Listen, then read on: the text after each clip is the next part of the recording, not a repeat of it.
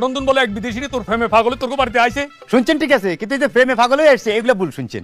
সেটি আমার just friend, আমাদের ফেসবুকে পরিচয় হয়েছে, তারপর সেটি বলছিল যে বাংলাদেশ দেখবে, নোয়াখালী দেখতে চায়, তখন আমি বলছি ইউ মোস্ট ওয়েলকাম। সেটি আমার কিছু না বলে চলে আসছে আর এই জাস্ট এই তাহলে এক কাম করছা, হয়তো কোনোদিন যে চোখের সামনে এরকম বিদেশি ওই যে লন্ডনে এগুলো দেখিনো, এখানে বলা চাই হিতিরে চাই আচ্ছা ইয়ে আমার কোনা গো মা এগো জেনিফারকে নিয়ে আসেন, ওই সাদেক ভাইসা আছে তাকে দেখবে।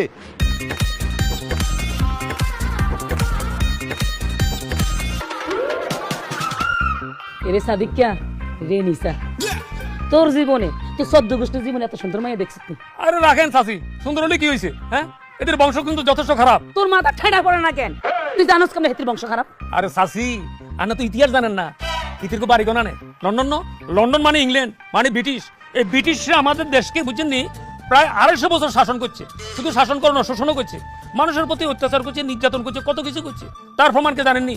আমার দাদার দাদা এক ইংলিশ লেডিকে লাভ করছিল, কিন্তু ওই লেডির ফাদার ওটা অ্যালাউ করে নাই। ফাইনালি আমার দাদাকে তারা কিল করছে, বুঝছেন? আমার দাদা মৃত্যুর আগে আমাকে সেটা বলে গেছে, আজ কি আমি আমার দাদার সেই মৃত্যুর প্রতিশোধ নিব। সাদেক ভাই মাথা ঠিক আছে নি আপনার?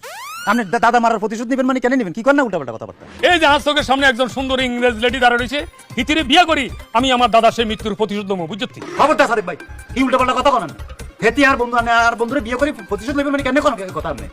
ওর অসুবিধা কি? আরে হিতি তোর বন্ধু হয় না, বতো না, তাইলে আর অসুবিধা কি? আর হিতিরে দেখার পরে আমার মনের মধ্যে একটা ফিলিং সৃষ্টি হয়েছে।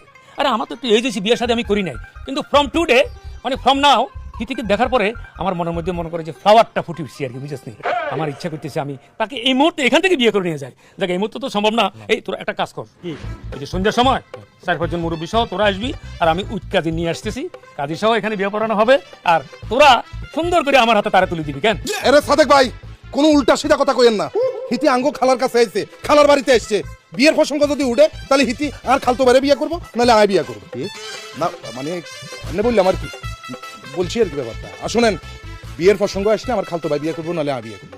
আপনি বিয়ে করার কে? হ্যাঁ, আপনারা সাফ সাফ জানাই রাখি, আপনি এখান থেকে চলে যান, নাহলে কিন্তু আপনার ঘাত ধাক্কা দিয়ে বের, তুই আমি বাইর করে দিন। আরে গাদ দেখা কি?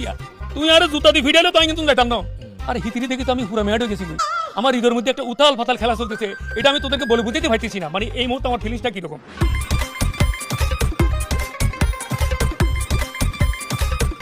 তবু বিদেশি নি, তুই কি আর বিয়ে করবানি?